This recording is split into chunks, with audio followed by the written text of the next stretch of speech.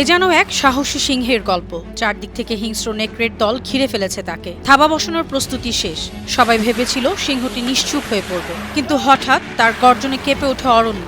সেই সিংহ যেন ইরান। চাপ, অবরোধ আর হুমকির মাঝেও অপ্রত্যাশিত শক্তি নিয়ে পাল্টা জবাব দিচ্ছে। নেতৃত্বের বড় ক্ষতি সত্ত্বেও দেশটি একাই প্রতিরোধ গড়ে তুলেছে, কাঁপাচ্ছে বিশ্বের বাঘা বাঘা শক্তিশালী দেশগুলোর প্রতিরক্ষা ব্যবস্থাকে। প্রতিক্রিয়ার গতি ও মাত্রা অনেককেই বিস্মিত করেছে। দীর্ঘদিন ধরে উপসাগরীয় অঞ্চলে যুক্তরাষ্ট্রের সামরিক প্রভাব সুদৃঢ়। সৌদি আরব, বাহরাইন, কুয়েত ও সংযুক্ত আরব আমিরাতের মতো মিত্র রাষ্ট্রে রয়েছে মার্কিন ঘাঁটি ও কৌশলগত স্থাপনা। বিশ্লেষকদের মতে, যদি ইরান একাধিক ফ্রন্টে চাপ বাড়ায় এবং তেল ক্ষেত্রে, বন্দর বা সামরিক অবকাঠামো লক্ষ্য করে, তবে তা শুধু সামরিক উত্তেজনা নয়, অর্থনৈতিক সংকটও ডেকে আনতে পারে। মধ্যপ্রাচ্য বিশ্ব জ্বালানির বড় অংশ সরবরাহ করে। সংঘাত বাড়লে তেলের দাম দ্রুত বাড়বে।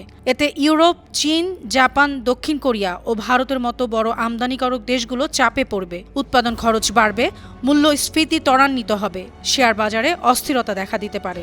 অর্থাৎ এই সংঘাত শুধু সীমান্তের ভেতর সীমাবদ্ধ নয়, এর ছায়া ছড়িয়ে পড়েছে পুরো বিশ্ব অর্থনীতির উপর। পরিস্থিতি দীর্ঘায়িত হলে বৈশ্বিক বাজারে তার প্রভাব আরও গভীর হতে পারে। অনন্যা চৈতি, আন্তর্জাতিক ডেস্ক, বানো টিভি।